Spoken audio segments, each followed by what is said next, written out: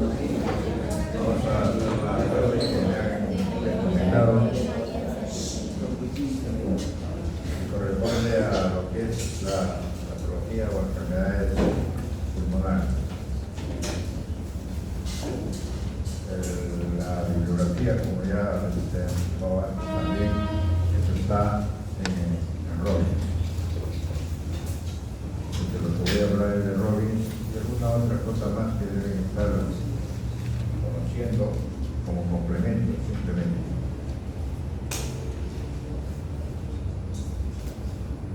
Bien, para hacer un poco de recuerdo, la caja torácica es esa, en la cual están viendo ustedes que el contenido son los dos lados.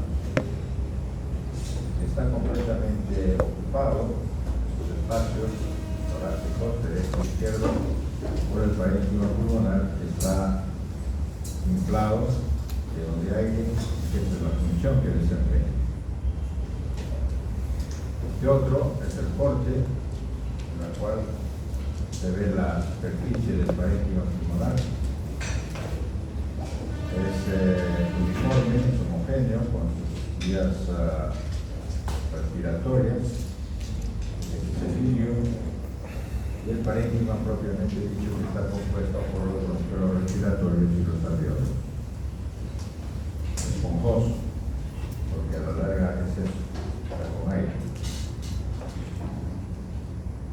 Desde el punto de vista histológico, simplemente el pulmón es una unidad muy interesante, en la cual esto es el septo pulmonar, este dibujo, y este septo está compuesto por el capilar, una célula endotelial, una célula mesenquimal, fibroblastica, alargada, con su colágena, que es el que le da la forma de estructura del septo pulmonar. Estos septos pulmonares forman los alveolos, los espacios alveolares, la cual está en forma alargada, aplanada, los neumocitos tipo 1, y los otros, que son un poco más voluminosos, los neumocitos tipo 2. Esos son los que más conocemos. Hay otros neumocitos tipo 3 y otras células más que lo vamos a ver rápidamente.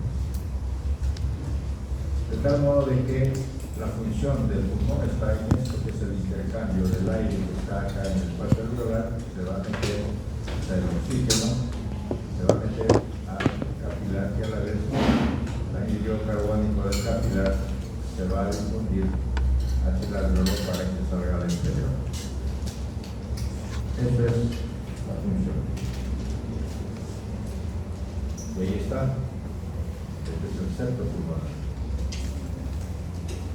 con muy pocas células, formadas por ya lo que les dije. Esto es donde está el aire y los capilares que están dentro de este septo. Aquí hay lo que se les llama los macrófagos alveolo-pulmonares. ¿Qué son esos? Son macrófagos especializados que en algún momento llegaron al pulmón, los alveolos, y se quedaron ahí para cumplir con la función principal que ellos tienen. La cantidad de células que hay en las vías respiratorias son una buena cantidad, que no se les estudia mucho porque todavía tienen algunas funciones para poder ser investigadas. Pero conocemos hace mucho tiempo que son lo principal, las células ciliadas, cada uno con 200 cilios en la superficie apical, células caliciformes, que son las que producen la secreción del moco. Hay unas células que son las ciliares, con microvellosidades en la superficie, células basales indiferenciadas con alto potencial nicótico, que cuando el epitelio respiratorio deja de estar por una serie de enfermedades o lesiones, vuelve a repitelizarse a partir de estas células basales.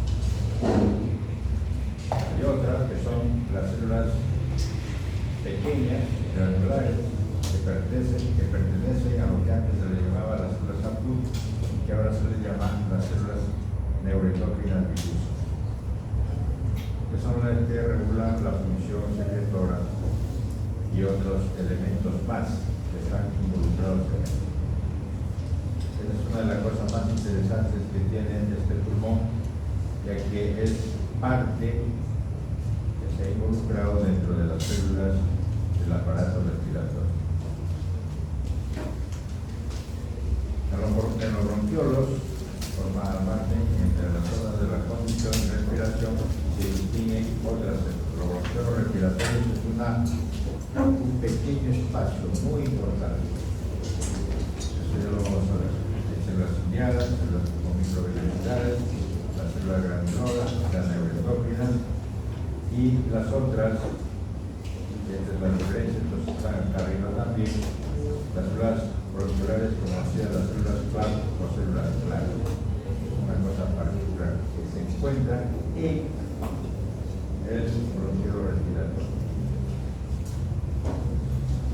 Ahora, el epitelio alveolar pulmonar propiamente dicho está, ya dijimos, neumocitos tipo 1, neumocitos tipo 2, neumocitos tipo 3, que no son muy conocidas, bastante raras, y los macrófagos alveolo pulmonar.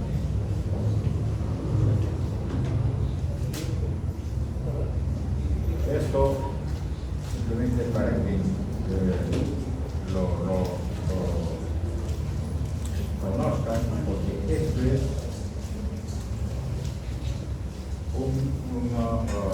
una prueba que se necesita hacer en el pulmón para tratar de identificar en qué está fallando, cuál es el problema del pulmón desde el punto de vista fisiológico. Para el volumen pulmonar, para el flujo respiratorio, para la capacidad de difusión y para los gases anteriores. Simplemente se lo decimos rápidamente y eso lo tienen que buscar. Eso está en todos los libros.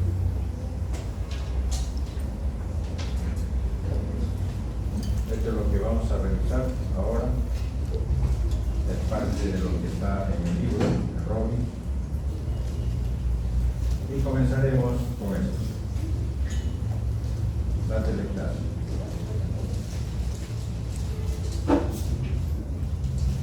¿Qué es? Esta es la primera patología que tienen que acordarse. La pérdida del espacio aéreo sin ventilación, pero con preservación de la función hemática. Son dos tipos, primaria y secundaria. La primaria, falta de despegamiento, o sea, no se ha desprendido, no se ha abierto el espacio alveolar. Y secundaria, por colapso de alveolos, que previamente, han estado ya abiertos. Y dentro de ellos, el más frecuente es el secundario, porque eso sucede en el transcurso de muchas enfermedades del pulmón.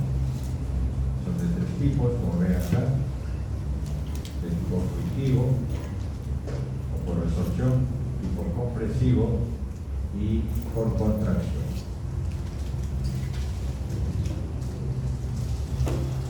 Esta es una radiografía de pulmón que cuando uno hace el estudio inmediato, rápido, de un paciente que llega al hospital por una enfermedad pulmonar aguda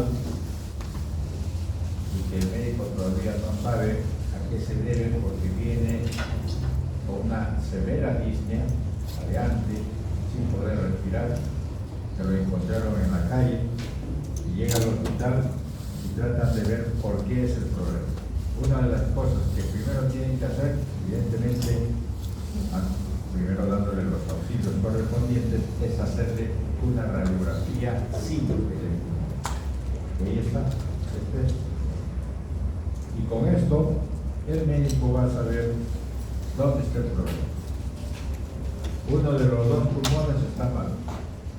¿Cuál es?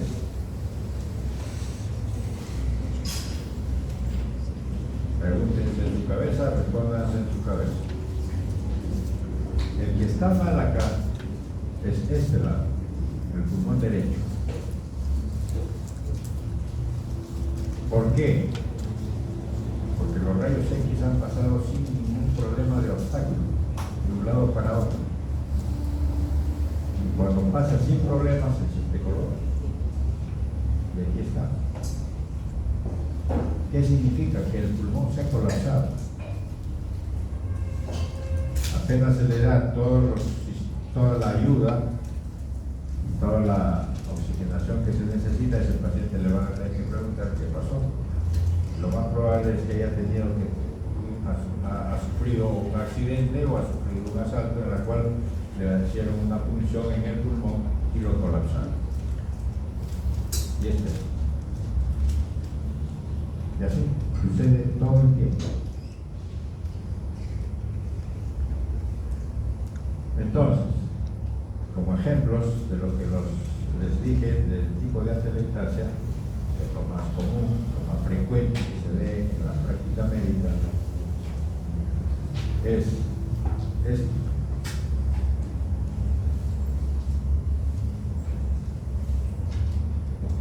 Por compresión. ¿Qué significa? De que el aire entró al espacio alveolar. Ustedes saben de que el espacio alveolar tiene una presión negativa. Apenas entra el oxígeno por la presión atmosférica, esto se va a inflar y va a expensas del pulmón llenarse de aire, ese espacio alveolar. Entonces el ejemplo está porque entró por la parte de las costillas o porque se rompió una vía aérea intrapulmonar y salió hacia el espacio pleural. El otro, que también es de tipo compresivo, o contracción, no compresivo, de contracción, es porque no se llenó de aire, sino se llenó de sangre. Igual, empuja, presiona el pulmón y lo colapsa.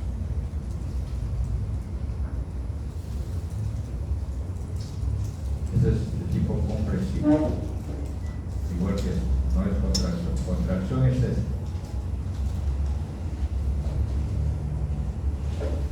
Que significa de que está presionando, en este caso, la pleura, está engrosado y está haciendo un problema de contracción al pulmón. Y no va a dejar que se expanda.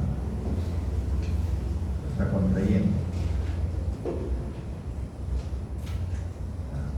Compresión, contracción, y este otro es el de resorción obstructiva.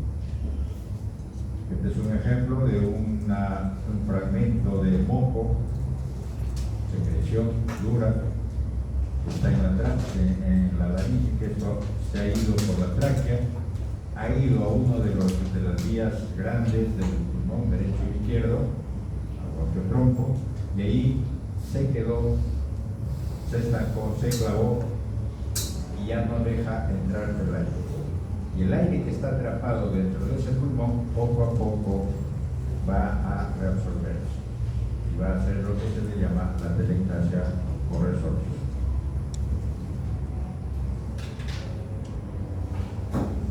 Bueno, el otro problema a nivel pulmonar es lo que están viendo acá, es el problema del edema pulmonar. Otro que es en patología, es en las enfermedades sistémicas, es la enfermedad propia del pulmón y que todo el tiempo en medicina se ve.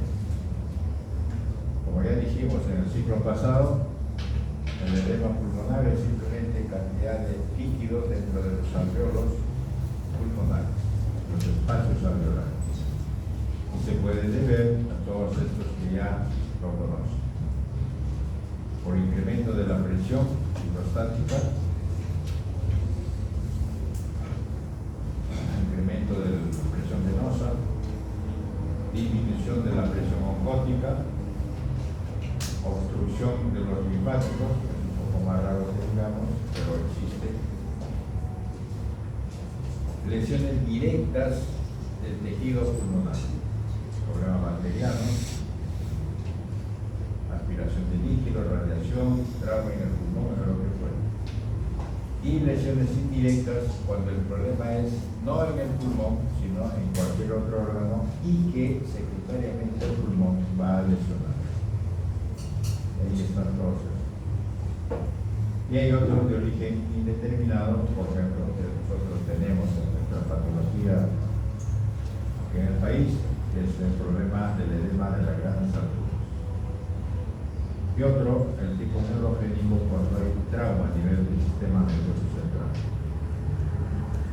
Bien. Daño pulmonar. Esta es una de las cosas importantes que tienen que saber, porque es el pan de cada día de los médicos, y en especial de aquellos que se dedican a tratar de solucionar el problema en los casos muy agudos. El síndrome de dificultad respiratoria aguda del adulto, hablamos del adulto, fue descrito por Outram en el 67. Y desde ahí esto siempre ha sido un gran un objeto de intenso estudio. Hasta ahora, químico, académico, de investigación permanente. Sigue hasta ahora. ¿Por qué 67? Porque en esa época, si ustedes ven la historia, los norteamericanos tuvieron o se metieron en la guerra de Vietnam y ahí murieron cantidad de soldados norteamericanos. ¿Cómo? Porque los otros, los de Vietnam, ponían minas en el suelo, pisaban, y el problema que era salían volando los soldados por traumas a nivel de los miembros inferiores, principalmente porque ahí estaba el explosivo. Llegaban a la unidad hospitalaria del campamento en ese sitio y los pacientes a los 4, 5, 6 días morían por edema pulmonar o insuficiencia respiratoria, mejor así. Y eso es el problema de los daños pulmonar indirecto a un problema traumático. Eso es lo que estudiamos. ¿Y a qué se debe? Entonces, esta lesión pulmonar, esta injuria pulmonar aguda, tiene que tener algunas características. Un inicio agudo. En la radiografía simple, un desarrollo de infiltrado bilateral algodonoso, una cantidad de oxígeno en sangre alterado, una relación de presión arterial de oxígeno por la frecuencia la fuerza del oxígeno dentro de la sangre, que tenía que ser menor de 300 milímetros de mercurio. De la relación entre el oxígeno intraalveolar y lo que hay en la sangre. Tiene que ser menos de 300 milímetros de mercurio. Y lo más importante es que no debe haber un problema de hipertensión auricular, ausencia de hipertensión auricular izquierda. Esos son los criterios para decir de que hay un problema de daño al pulmonar agudo.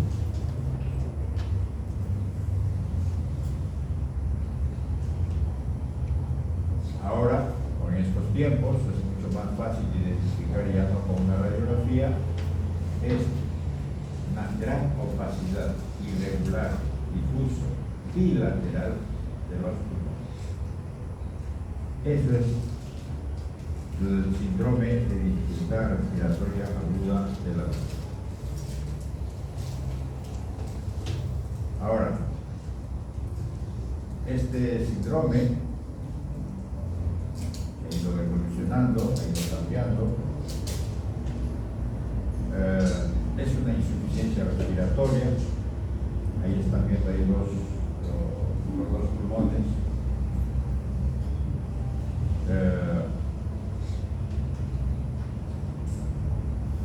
En la cual la característica es que son pulmones turgentes, pesados, rígidos y al corte se va a ver que el parénquima está sólido, totalmente sólido. Antes les dije que era la característica del esponjoso, una condición normal. ¿Ya? Pero este no, este es sólido. ¿Y es a qué? Mientras que en un pulmón normal, en un alveolo normal, esta es la característica. Está el aire, están las células, las tres células que uno reconoce dentro de este espacio alveolar, eso es el. Pero en un daño alveolar, una lesión alveolar, en la fase aguda, de lo que le llamamos nosotros el síndrome de distrés respiratorio agudo, va a llenarse de líquido,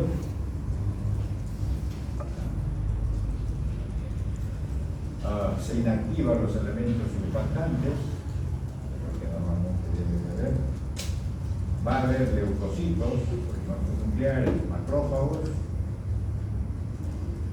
que van a soltar y producir gran cantidad de mediadores químicos. Como vean acá, factores de necrosis tumoral, interleuquinas,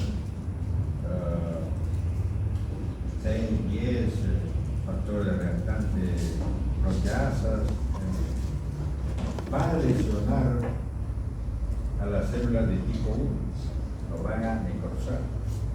Esa es una característica. Se daña el neumocito tipo 1. El neumocito tipo 2 se va a quedar ahí sin mucho problema.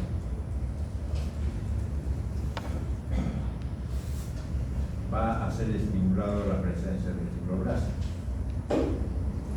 Todos estos elementos, pongan en la cabeza que es todo activo, gran movimiento, es dinámico, van a aparecer y otros van a morir igual como estos también, y la cantidad de restos, de proteínas, de fibrinas, de restos celulares, de neumocitos tipo 1 y todo, van a formar este material que está pegado en la superficie del alveolo, superficie interna del alveolo.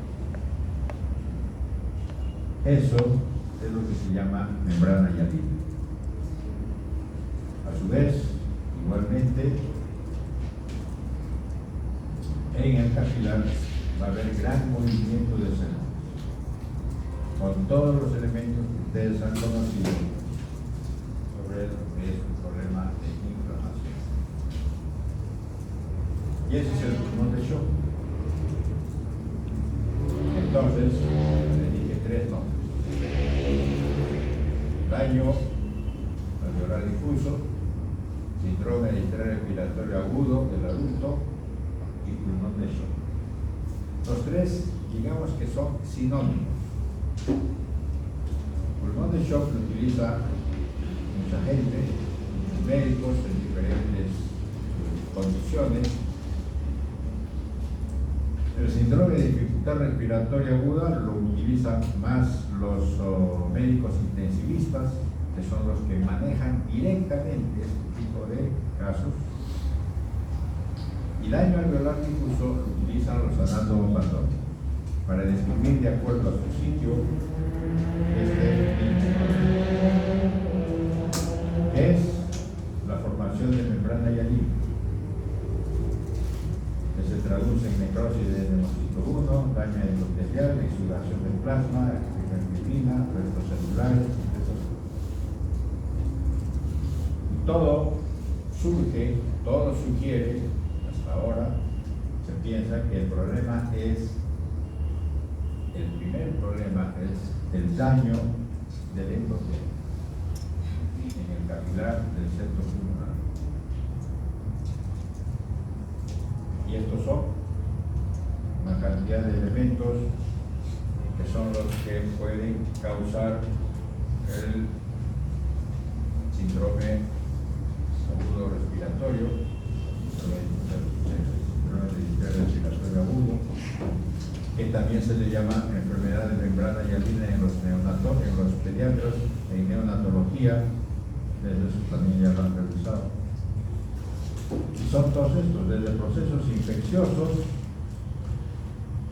lesiones físicas, irritantes, agentes químicos, condiciones hematológicas, pancreatitis, eso lo hemos visto, la uremia, bypass cardiopulmonar, reacción de hipersensibilidad, solventes orgánicos, drogas, bueno, puede que haya más todavía. Los desencadenantes más frecuentes del síndrome de estrés respiratorio agudo son las neumonías y las sepsis. Neumonías 35-45%, la sepsis entre 30 y 35%. Hoy viene una serie de elementos más que ahí ya visto.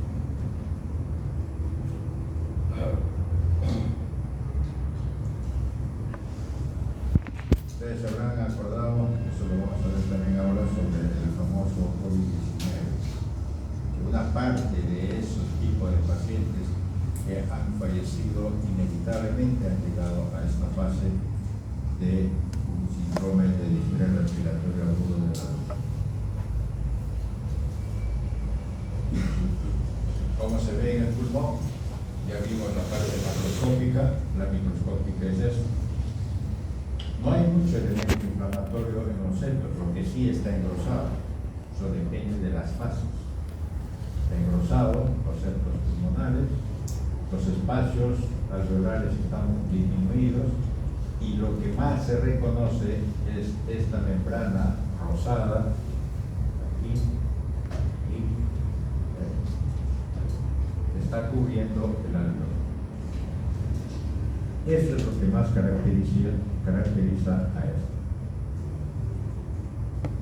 De tal modo de que este daño alveolar difuso por el patólogo, reconociendo esto,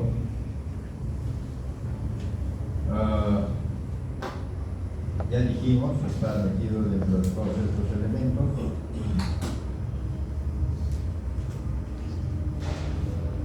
Que con una congestión capilar primero que va a comenzar y después todos los otros elementos que va a hacer que se dañe el endotelio, y en las fases, esto no se queda ahí permanente, eso va a progresar, porque todo paciente que tenga este daño alveolar, no todos van a fallecer, hay un alto porcentaje, hace 30 años fallecían hace 50 años fallecía el 90%, hace 25 30 años fallecía un 60%, y ahora en estos tiempos fallecen un 15% a 20%.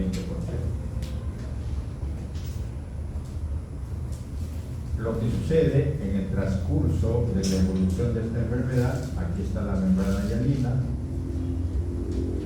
y en otros momentos del mismo proceso, comienza a haber proliferación de neumocitos.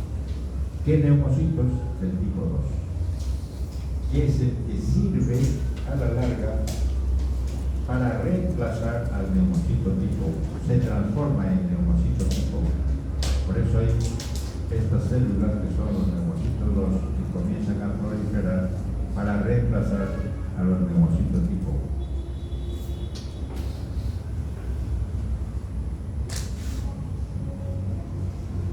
Ahí se ve esta membrana roja. Aquí la proliferación, la gran proliferación de los neumocitos tipo 2. Y aquí el otro problema siguiente es la fibrosis pulmonar. Entonces, esto tiene estas fases: fase exudativa, fase proliferativa, fase fibrosa. Los días ahí que están puestos son promedios, no es que necesariamente va a ser así. Cuando comienza todo, momento del inicio de la enfermedad, va a haber esto que dijimos, el edema especial intracelular, va a haber hemorragia, va a haber trombosis, va a haber necrosis, va a haber neumocitos tipo 1 dañados totalmente, va a haber células endoteliales muy dañadas, lesionadas, necrosadas, y va a aparecer la membrana hialina. Y dentro de ellos, evidentemente, microtrombosis. Todo esto es lo que se ha visto en el COVID-19. En la fase proliferativa, porque el paciente todavía tiene la fase de evolución de esta enfermedad, va a comenzar a ver la reacción miofibroblástica, va a haber fibrosis de los vasos sanguíneos o alveolar, va a haber inflamación crónica, ya no va a estar el proceso agudo, que no hay mucho, también eso depende. En los problemas virales no hay mucho problema de polimorfos nucleares. Ya se identifican las necrosis, hay hiperplasia del neumocito 2 porque va a tratar de reemplazar los muertos del tipo 1, va a haber endarterismo obliterante y va a haber trombosis más grande. Si el paciente sobrevive a esta fase, va a llegar a esta. Va a haber fibrosis con producción de colágeno, va a haber quistes porque se ha absorbido todas las zonas necróticas del pulmón, va a haber bronquiectasias, ya lo vamos a ver qué es, tortuosidad de arterias, que no son rígidas, fibrosis mural de la pared de los vasos e hipertrofia del músculo liso. Y eso es. Entonces ustedes tienen una gran chance, vamos a decir así, como un elemento de investigación, por ejemplo, a todos aquellos pacientes que sufrieron el COVID-19 y que estuvieron en la UCI, dependiendo de los días en que han estado, porque han tenido que sobrevivir a esa fase. Muchos de ellos, en el transcurso de los años, van a llegar a esta fase,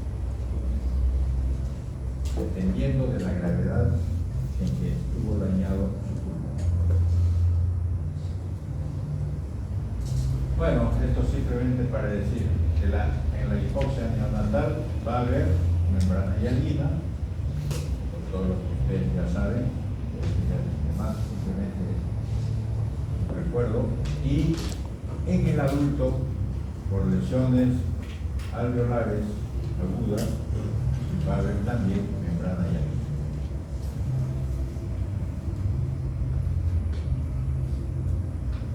En este caso del neonatal, la muerte es lamentablemente la secuencia, la consecuencia. Aquí no, porque puede haber la resolución, puede haber la fibrosis en el transcurso del tiempo.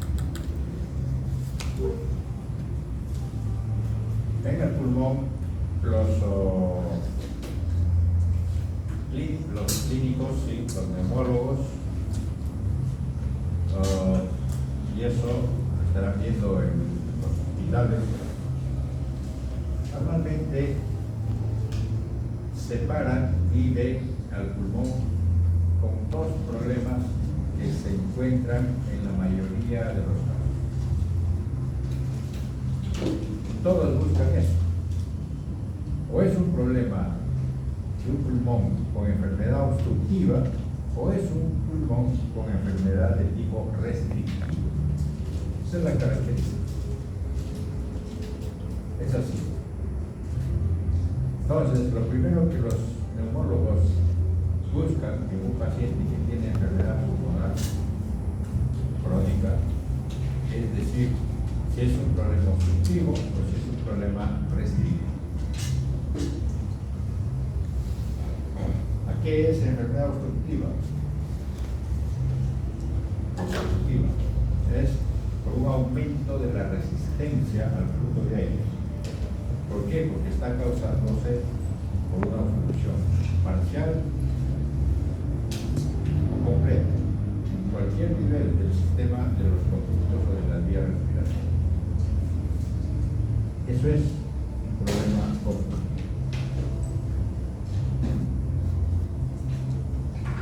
¿Ves? Ahí está.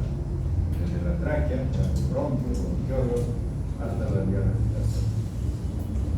Es un problema.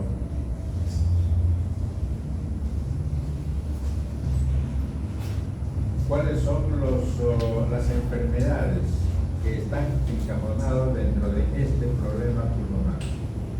Bronquitis crónica, bronquiectasia, asma, bronquiolitis, enfisema. Son los representativos.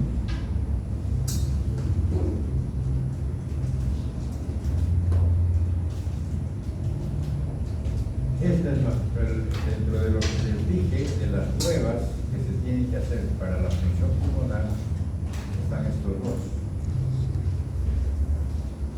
La fuerza expirativa, el volumen de fuerza expirativa y la capacidad de volumen expirativo. Esos dos ayudan un montón a saber en dónde está el problema.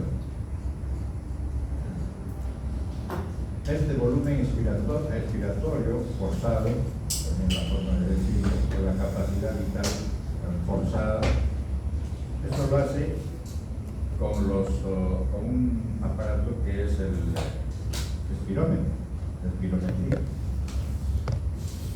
Ese es importantísimo para el estudio del pulmón. Cuando es un problema obstructivo, esta proporción es menor a 70%.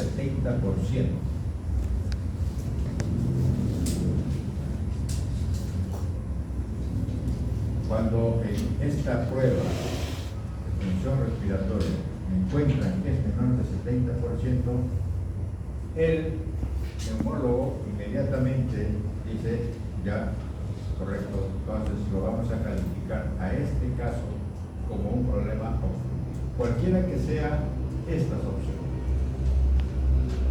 Y después se pone a buscar ya las características clínicas.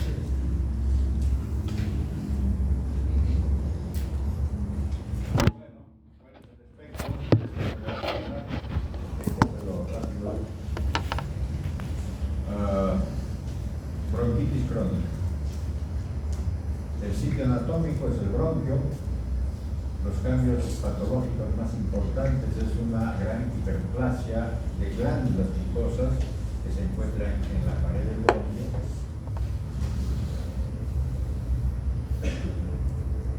E hiperplasia, hipertrofia e hiperplasia, pero principalmente es la hipersecreción que hay por la hipertrofia o la hiperplasia. Hipertrofia porque ha crecido todo el volumen de la glándula, e hiperplasia porque ha aumentado el número de células caliciformes en el epitelio respiratorio, que producen moco. Por eso en una bronquitis crónica lo que más hay es tos con esputo, con producción de esputo. ¿Cuál es la etiología? El tabaco y el aire contaminado. Bronquiectasia, otra enfermedad, donde también son los bronquios, donde aquí el problema es crónico y lento, donde los bronquios comienzan a deformarse, produciendo áreas de dilatación y otras de cicatrización y estrechez.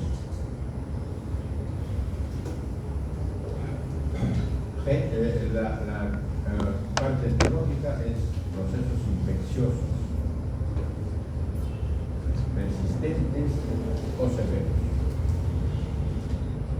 Una neumonía severa va a producir con el tiempo, no todos, pero puede haber este problema de los bronquios. ¿Cómo se va a encontrar? ¿Cómo es su signo, su clínica de esto? Es teniendo tos, fiebre y esputo purulento. En las fases de reagudización, no siempre sucede. Hay pacientes que tienen su bronquiectasia, pero mientras no esté en la fase clínica, no va a haber esas cosas. Asma, bueno, eso lo van a ver en el seminario. Asma, también en los bronquios, hay una hipertrofia muscular e hiperplasia con producción de cantidad de moco también y proceso inflamatorio. La etiología es un problema inmunológico o de causas no conocidas y su característica es que es episódico, con disnea, tos y falta de... Lo interesante es eso, el episódico. El enfisema. El enfisema es otra condición donde ya no es los bronquios grandes ni el bronquio pequeño. Este es del bronquiolo respiratorio y del acino. ¿Qué es el acino? El acino es como si fuera la entrada al alveolo.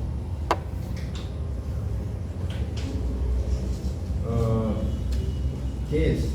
Muy grande, espacio aéreo muy grande y con destrucción de la pared de este espacio alveolar o del acino o del infundíbulo. ¿Quién lo produce? El agente etiológico más frecuente es el tabaco, el componente del cigarro. Su clínica es disnea, solamente disnea. Y este otro, que es una incorporación que ha tenido hace más o menos unos 10 años a este cuadro, es la bronquiolitis, que es la enfermedad de la vía aérea pequeña, donde es el bronquiolo, la última parte de la vía respiratoria, antes del bronquiolo respiratorio, donde también hay inflamación, cicatrizaciones y obstrucciones parciales. También lo produce el tabaco, ¿no? Y el aire contaminado. Su característica, tos y disnea. Tal modo de que todos estos producen este problema. Este volumen expiratorio forzado entre la capacidad vital forzada, medido en un segundo, está disminuido. 70%, menos de 70%.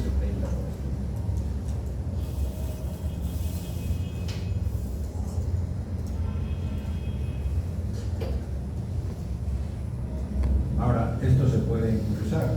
Hay puntos de los chocan en esta enfermedad crónica, el enfisema, por ejemplo, con la bronquitis crónica y con el asma, puede chocarse. Menos con el asma y un poco más entre el enfisema y la bronquitis crónica. Puede haber, especialmente en la enfermedad de la vía aérea pequeña, ahí es el problema donde puede haber un cruce de esas enfermedades. Rápidamente, el enfisema es aumento permanente y anómalo de los espacios aéreos distales al bronquiolo terminal de antes.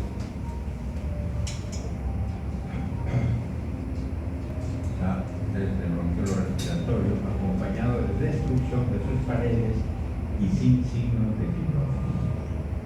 Ahí no hay fibrosis. Este es el ejemplo más típico, este es un pulmón normal. Esa es la característica del bronquiolo respiratorio. Este es el acini, estos son los alveolos. Muy subtípanos. Hay dos tipos, como ven acá. Enfisema centroacinal, donde el principal problema está en los panacinar está prácticamente en el infundíbulo y los alveolos.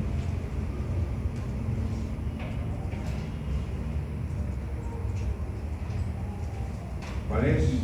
Fácil, simple, el aire, el cigarro, aire contaminado y una predisposición genética. Ya, multifactorial.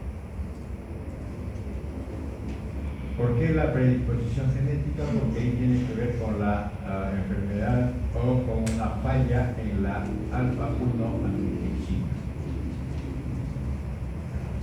Hay enfermedades genéticas con deficiencia del alfa-1 antitrypsina, otra cosa, eso no es en el enfisema. En el enfisema está el alfa-1 antitrypsina, pero tiene probablemente una capacidad disminuida, y porque también estos elementos inflamatorios, por el estrés oxidativo y una serie de elementos,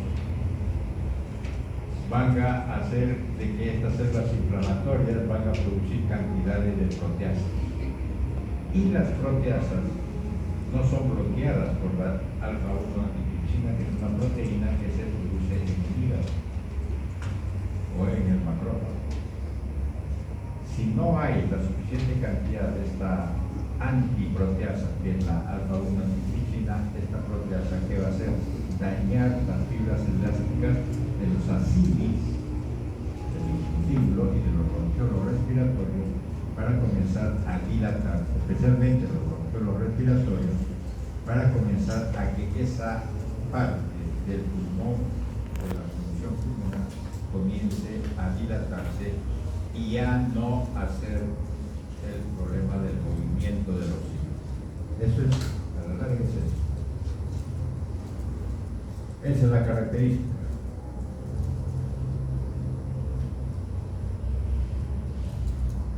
De tal modo de que en una radiografía simple, paciente que llega a un hospital con problemas principalmente de disnea, solo disnea, y el médico quiere saber qué cosa puede ser, con un pulmón que se parece, o con un tórax que se parece a un tonel, dice, bueno, quiero averiguar de qué se trata. Va a hacerle una serie de procedimientos, pero lo más sencillo y lo más fácil para estar mucho más cerca al problema es tomar una radiografía simple o una teleradiografía. Aquí están viendo la flecha. ¿Qué significa eso? De que el diafragma está aplanado, no tiene la curva. Eso es que el pulmón está expandido y está presionando al diafragma.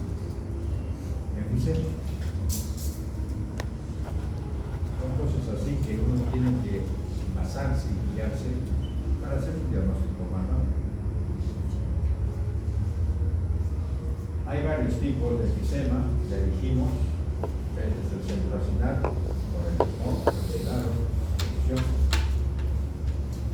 El panacinar es un problema genético, donde ahí sí el problema está en que no hay la alfa-1 antitrypsina, no es en el centroacinar, sino en el panacinar. Y hay otros tipos de enfisema, que son el enfisema irregular, el enfisema compensador, que significa de que a ese paciente le sacaron un pulmón porque estaba muy dañado, se quedó con uno. Al final va a quedarse el pulmón que tiene con un enfisema compensador. Enfisema senil, por la edad, enfisema pulmonoso, por enfermedades crónicas que puede haber, y comienza a hacer pulas subpleurales. Se salió el aire de los espacios pulmonares propiamente. Un enfisema intersticial porque comienza a disecar. Ahí está la radiografía. Totalmente limpio los pulmones, pasa el aire como si fuera un problema cerebral, pero con un pulmón en todo. Y aquí están las grandes dilataciones de los sacos alveolares.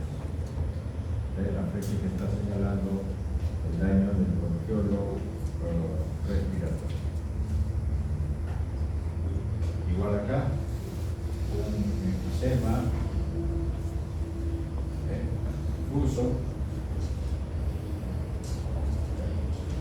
pero todavía quedan algunos espacios.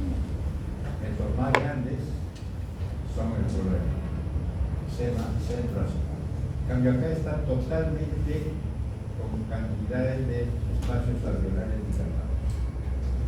Enfisema pagásico. Cualquiera de estos dos enfisemas va a producir una enfermedad cardíaca secundaria de insuficiencia cardíaca. ¿Por qué? Porque no está llegando la cantidad de oxígeno y sangre hacia el corazón. Y va a haber una enfermedad cardíaca crónica. Bronquitis. ¿Qué es la bronquitis? Por humo del cigarro, principalmente, el medio ambiente contaminado.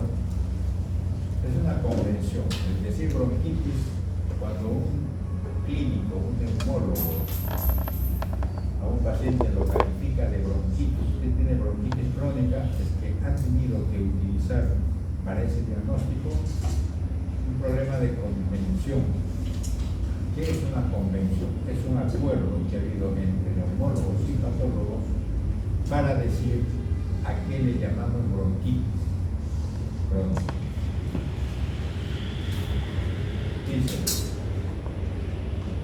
paciente que tiene tos y expectoración persistente durante 3 meses al año, durante 2 años consecutivos como mínimo. Entonces ha tenido que seguir por 3 años a un paciente para que al tercer año le diga que tiene bronquitis. No puede decirle que tiene bronquitis al toque si es que no tiene los antecedentes. Si es que el paciente no relata los antecedentes que haya tenido en forma estricta.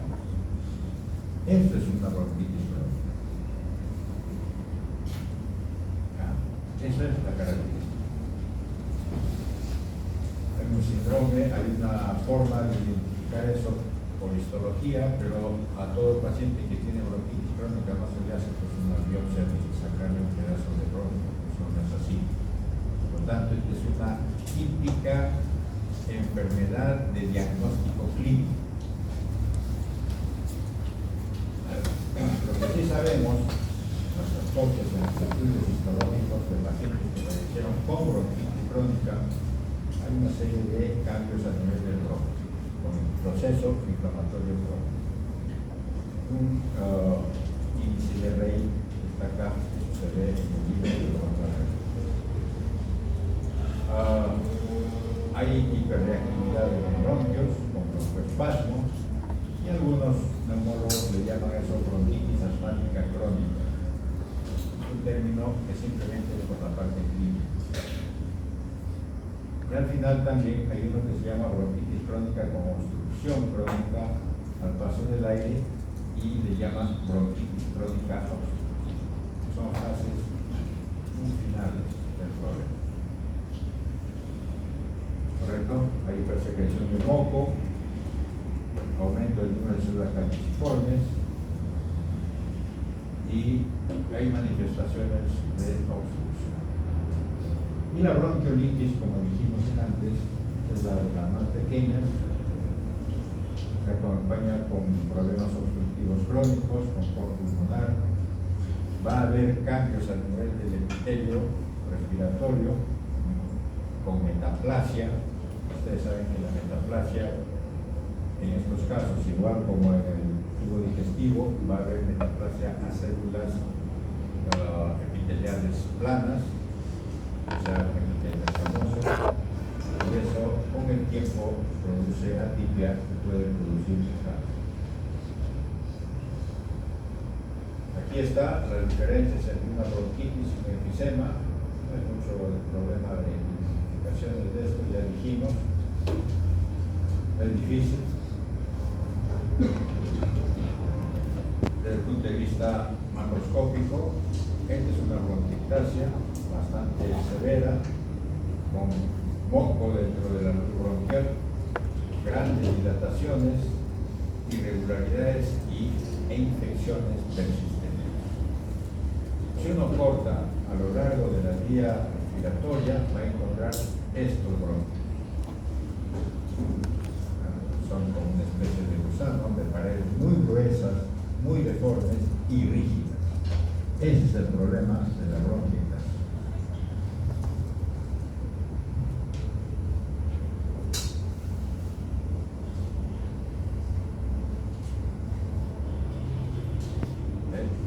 La bronquiectasis. Así que